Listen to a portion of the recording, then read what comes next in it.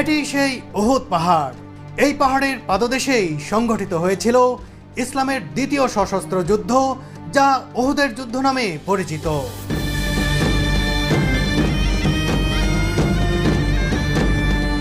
বদরের যুদ্ধে শোচনীয় পরাজয়ের প্রতিশোধ নিতে আসা মক্কার অমুসলিমদের আঘাতে এই উহুদের ময়দানে গুরুতর আহত হয়েছিলেন নবী করিম সাল্লাল্লাহু আলাইহি ওয়াসাল্লাম।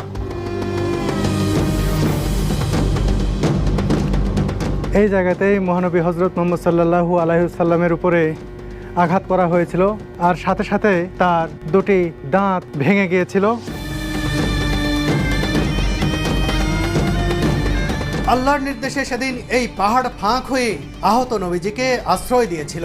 মহানবী সাল্লাল্লাহু আলাইহি ওয়াসাল্লামকে যখন এখানে নিয়ে আসা হয়, রাখা হয়, তখন উহুদ পাহাড় থরথর করে কাঁপছিল। আল্লাহ পাক তখন উহুদ পাহাড়কে বললেন, হে উহুদ,